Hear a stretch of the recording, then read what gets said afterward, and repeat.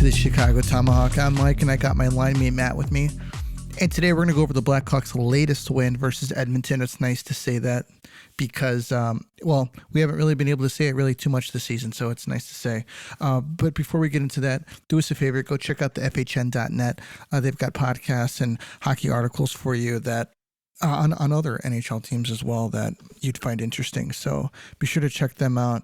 There's a lot of hockey fans are NHL fans, Matt. You know, I know you're one of them. I'm not. I'm a Blackhawks fan, and then after that, to be honest with you, I can care less what happens. But as far as other rest of the NHL concerned, that's Matt's area, right, Matt? Yeah, I guess So so. we'll start off the game, man. You know what?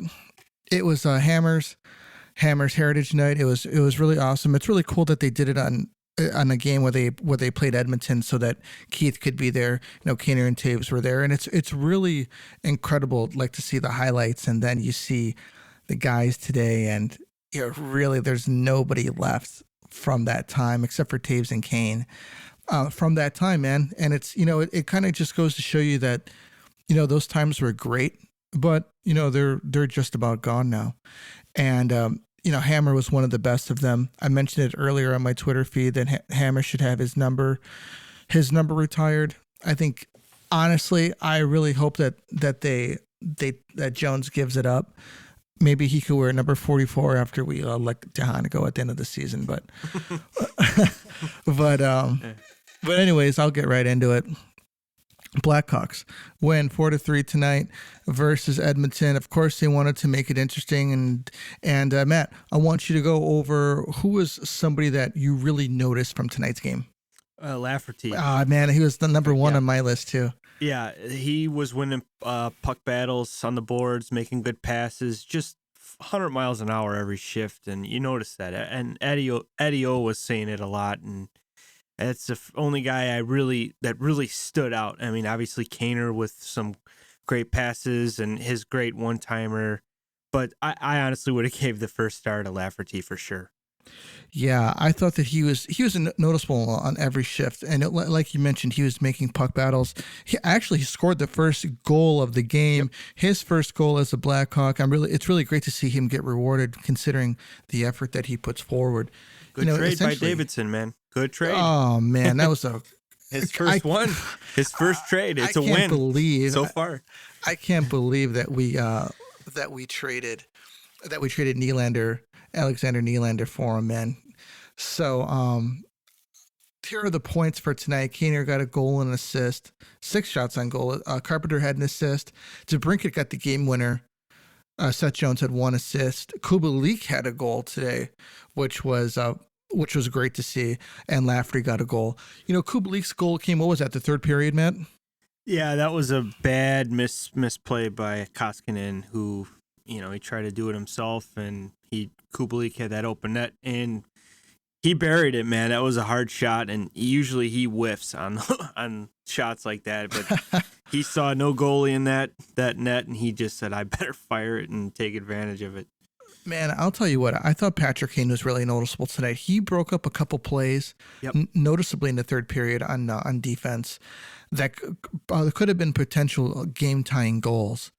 And, you know, they made an interesting statistic today about Edmonton, and that's McDavid and Draisaitl are at the top of the leaderboard in points, and then the next person is 39 points away. So it goes to show you that this isn't a playoff team, man. They're gonna score some points, but if you stop these guys, you're gonna win games against Edmonton because no one on the team can score. Incredibly talented, but I thought that they were completely shut down today. Yeah, their goaltending, like it's been said probably at least once on our podcast, every time, their goaltending is terrible. He gave up 2 bad goals tonight. I thought Lafferty's goal should have been stopped. It was a great play by Lafferty to score, but those are the ones you got to stop. And especially you just firing the puck like blindly to the one side to Kubalik to fire for the open net. Those are the back-breaking goals that just kill you. Right. And I mean, In my opinion, that's why they lost. I thought McDavid was good. I thought the Hawks did a good job of, being on him. He's still scary. I don't know if you noticed when he gets the puck, man, it's almost like everyone stops for a second and they're just like, oh, shoot, McDavid has the puck. And they kind of like just watch what he does. They give him too much space. But I thought the Hawks, they contained him pretty well. Obviously, Draisaitl scored. He's just phenomenal. I think that was a power play goal, too. So McDavid actually outweighted, it looked like he was watching Fleury, and Fleury was screened, and he noticed Fleury was looking the other direction and gave that puck right to Draisaitl. He buried it. But like you said, this definitely not a playoff team. They need depth and they need goaltending, but I think I would start with the goaltending because it's not good, man. It's not good at all. When it comes to McDavid, don't you think that's what teams should do, is just wait for him to try to bring the game to them? It's because when guys attack, that's when he's able to use his speed to get around defenders. Yeah, it almost like he's baiting you to come get him so he could turn that speed up from 0 to 100. Yeah. But sometimes too much space isn't good, especially on the power play. Like he's got that talent. He's got great vision, and he used it on that goal. Yeah, I agree. I thought Draisaitl was very, very noticeable today. He made some really good passes. Like you mentioned, that goal that he had was from not a bad angle, but it was tough. It was a tough goal, and he just fired it in, which was awesome. Patrick Kane in overtime, he had what was that? A series of 2-3 passes, like we mentioned in our last podcast, right down the Rainbow Road, man. Royal Road. I thought. Yep. I thought we were calling it the Rainbow Road then.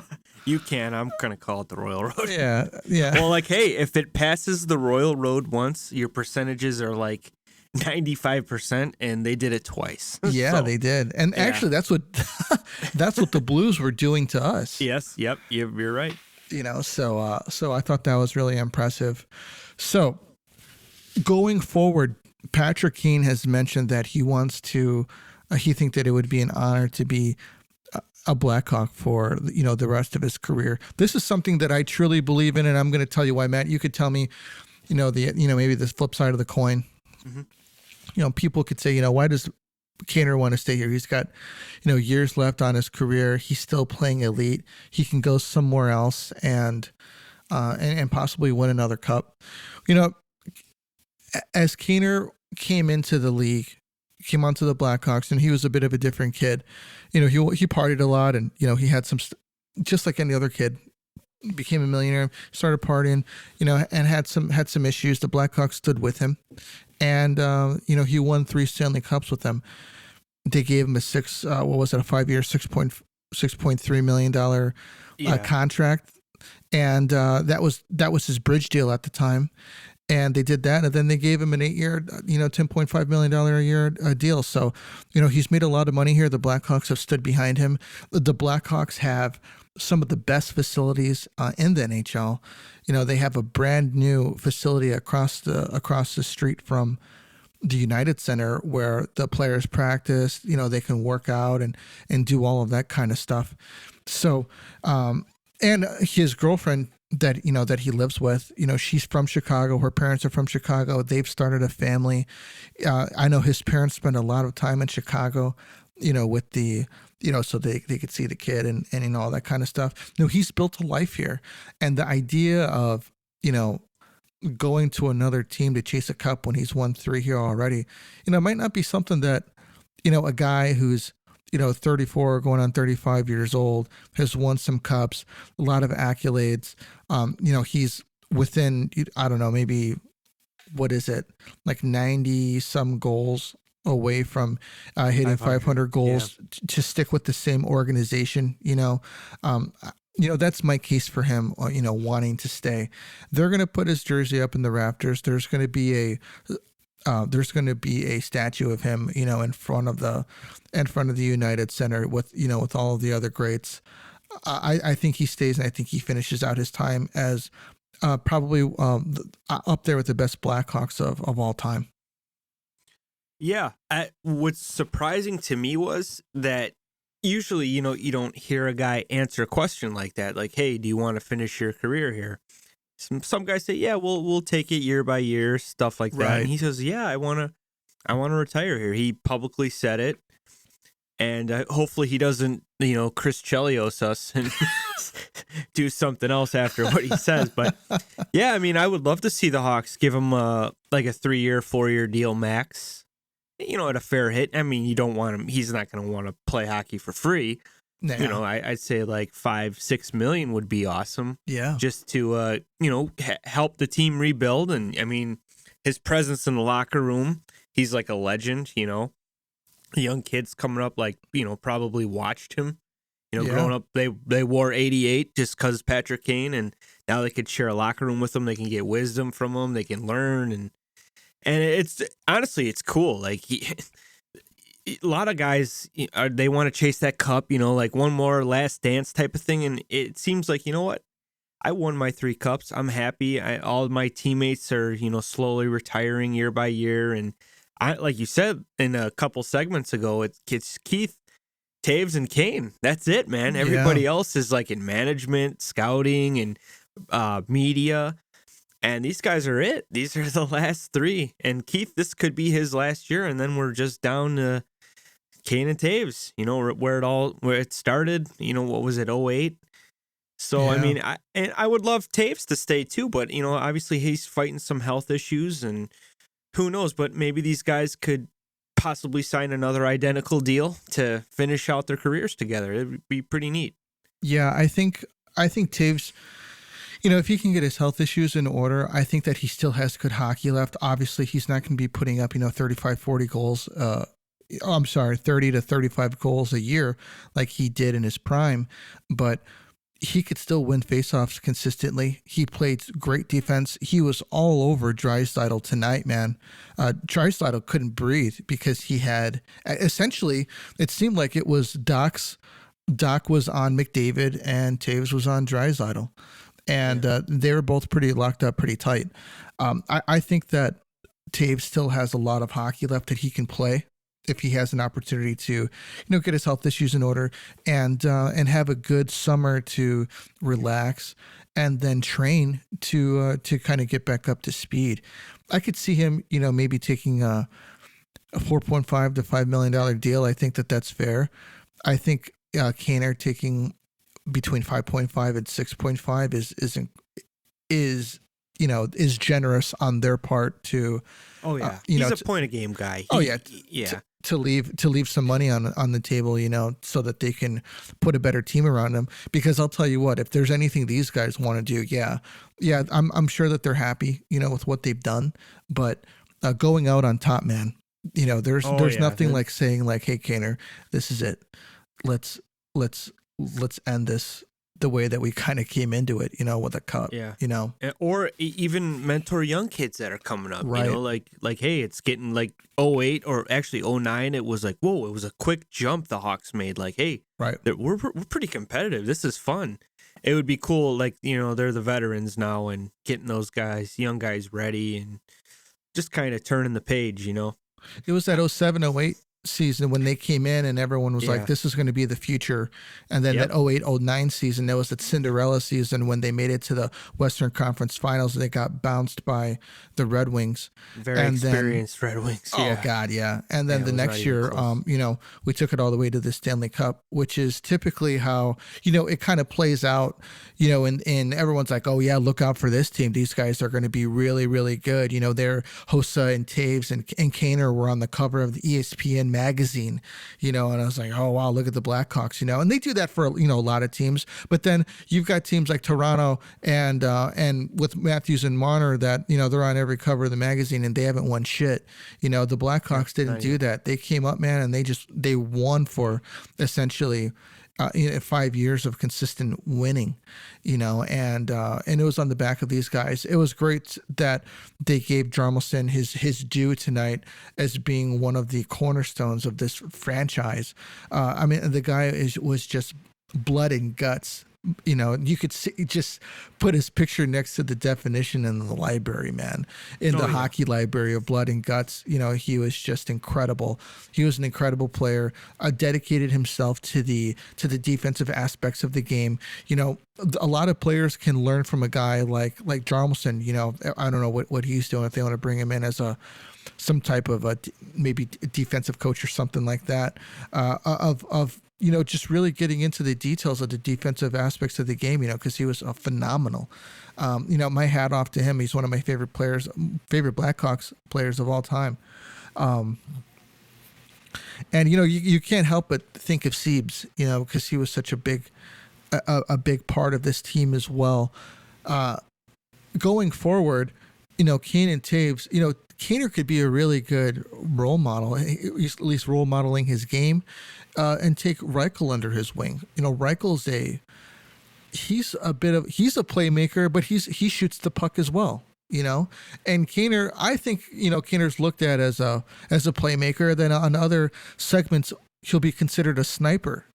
I think that he's both. I think that he does both aspects of the game. Joe Thornton was a playmaker through and through.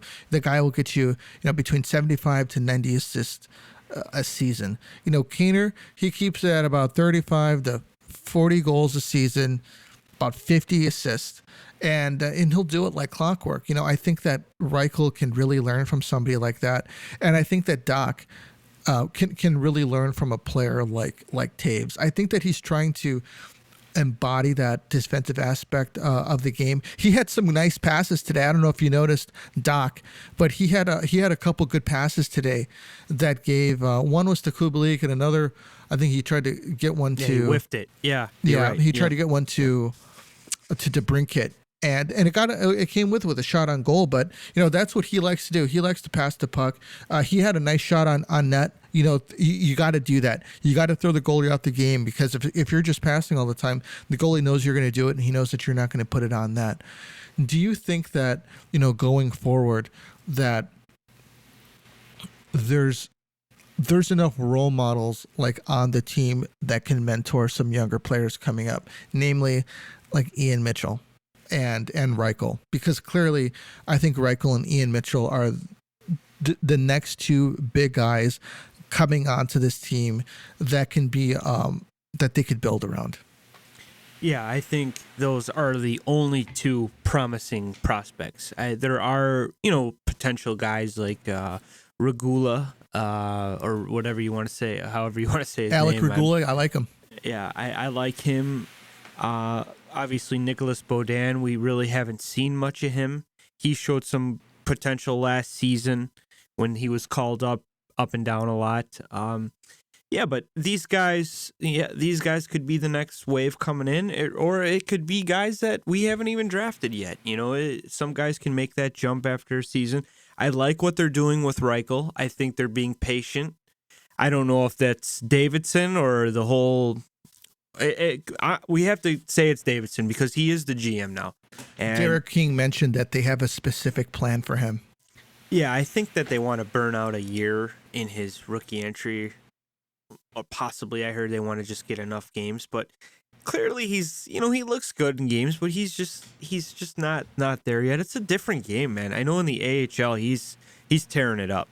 It's just a different game when you're coming up, though. But I think, like you said, if you put him with, have him on the road rooming with Kaner and learning, just kind of hanging out in the locker room together, and just he could be that type of player. And like you said, Kaner can be a sniper, and he could be a playmaker. I mean, he's got 400 goals. That's not really playmaker material. I mean, he's doing both. So he's I think that's his personal goal, I would say, is he wants to get into that 500 goal club.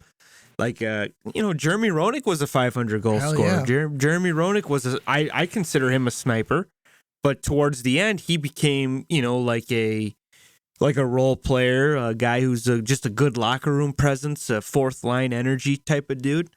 But I think Kaner has the potential to be a top line player his whole career. So right. that's huge for a young guy coming up. Like, you can learn so much from a guy. He's getting a point a game. He'll be a point a game guy.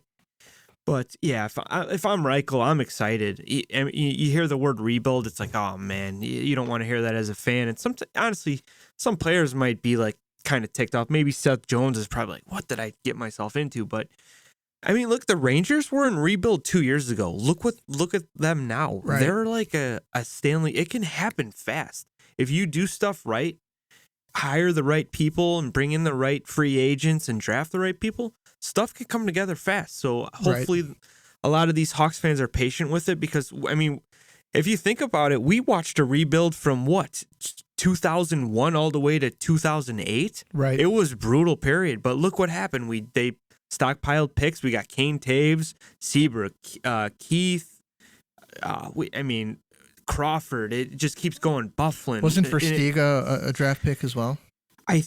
You know what? I think we got Versteeg through a trade. I think he was a Boston product. But I remember in a preseason game, we sat right next to him, and he was just a young kid who was healthy scratched in preseason, sitting up in the stands. And I remember my buddy took a couple pics with him and everything. We're like, cool, this guy could be a star. And look, two-time Stanley Cup champion Chris Versteeg. Yeah. So it's just cool stories. And the Hawks did good back then with drafting, trades, and hopefully it comes together soon. Yeah, I agree. You know, it's really cool to kind of talk about the future. You know, now that we have a GM, we know who it is. I really liked his interview that he had with Eddie O. You know, he looked him in the eye, he shook his hand. You know, he seems to have not a strong person. I don't want to say a strong personality, but a strong enough personality where you could see that he's the guy that's in charge. And seems serious. You know, he's like a serious kind of kid, but that's good. And he answered every single question, you know, that was thrown his way. No bullshit answers. And I can appreciate that. I want to give this guy his opportunity. He was, you know, chosen. We really haven't seen too much of him. I want to give the guy an opportunity. You know, there's been some people on Twitter and on Facebook, man, that are they're, you know, obviously couch GMs like you and me, armchair GMs like you and me. And, you know, they think that the Blackhawks could have done better. Yeah, sure. Maybe so. But we don't have a crystal ball. You know, we don't know what's going to happen if they, you know, bring Scott Mallenby in or something like that. I want to give this guy an opportunity to succeed.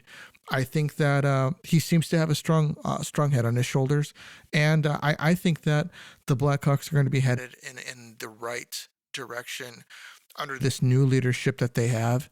And to be honest with you, man, I'd like to see Derek King get an opportunity. The guy was completely thrown to the wolves at the beginning of the season. The team was winless. They're 1 game over 500 right now. For the season, and this guy, man, you know, he pretty much took a down and out team and turned them into a trying to hit 500. You know, he seems like the type of person that the players want to play for. You know, he seems that when things are getting tough, you know, he tries to calm guys down. When they need to kick it in the ass, he gives, you know, you could see him, you know, get animated sometimes. I like the guy, man. I want that guy to get his opportunity as well, because, you know, this is it. You know, what better of a test to throw you into the wolves and you come out on top, you know, and by on top, meaning that the team isn't, you know, 40 games under 500. You know, we're not the Coyotes, essentially. And I just give him an opportunity, give him a camp, give him an off season to get his, you know, the coaching staff together, get a plan together for the team, get some drafting, some free agents signed, and then, you know, let them become a team together, and let's see what happens. Matt, it's a different story if they started the season with King. To be honest with you, it is 100% a different season. They could be playing for a wild card spot right now. Yeah, they'd be closer to a wild card. I still think they'd fall maybe a little short. But yeah, I mean, this coach is a former player. He played. I think he has over 800 games in the league or something. Right. You know, he's been through the grind. He knows. And going back to the old coach, Colleton, I think he only played like 4 NHL games, and something about him, man. He just seemed like he had a bad attitude, and you know what? This is my way. We're gonna do it my way, and they're not doing it my way, and I'm not changing, and that's why you're fired. I mean, the team just didn't want to play for you anymore. But as back to Davidson, I'm happy that he says, listen, we're going to rebuild, and there's going to be a lot of changes. 3 to 5 years it could take, or it could take longer. Thank you for being honest, because I feel like Bowman over the last couple seasons was not honest. They thought Hawks fans were stupid. Like, no, we're gonna compete. We're Stanley Cup contenders, dude. And the fans know, like, we're not dumb, dude. Like, we're not even close right now. We're losing. Host is retiring. Crawford's gone. Like, what, dude? Really? And Malcolm Subban's our goalie, and Delia. We're not contending for anything but best of the worst. Luckily, Lincoln showed up last year. It could have been worse. It could have Absolutely, been much worse. Same with Fleury this season. It Right. could have been like Fleury's been awesome. He's saved a lot of games for the Hawks, and it sounds like he's gonna stay. I think Davidson said he's gonna honor the agreement him and Bowman made. And Colby Cohen, he did say something smart today. I don't know if you heard it. He says, listen, if these Hawks fans, they want first round picks for Fleury. You guys, he's like, we didn't get anything. We didn't give up anything to get him. We got him for free. Right. So, I mean, don't get rid of him. If he doesn't want to go, keep him, because he can really help this team out. And he's one of the most liked players in the NHL. This is a guy you want in your locker room. And you don't say what you want about him, and he's kind of a goofy dude, but I agreed with those comments that Colby Cohen made. Yeah, I mean, I do too, 100%. Marc-Andre Fleury obviously has earned his opportunity to decide what he does. Considering what he's done in the league, and to be honest with you, I think it shows a lot for Davidson's character by saying, like, you know what, this is the agreement that was made. I'm going to honor that, because he could say, this was with the prior regime. I have an organization to run. This is what I'm going to do. You're gone. Yeah, but you know what I mean? And that's that's kind of a shitty thing to do.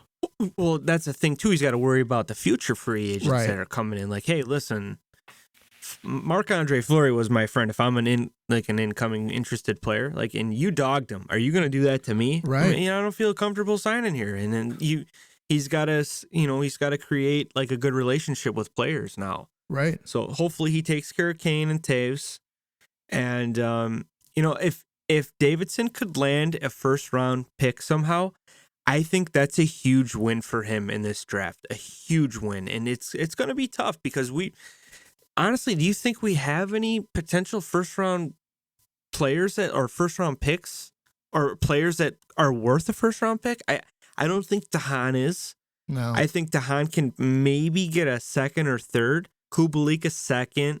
Dylan Strome probably a second. But I mean, we're hearing Hagel is bringing in interest, but who knows, if Hagel is not a part of the future, he might move him. But I think a guy like Hagel is hard to find, a gritty sandpaper speedster type of guy Who could shoot they don't come along and much. plays defense. Yeah, and he had a great back check tonight.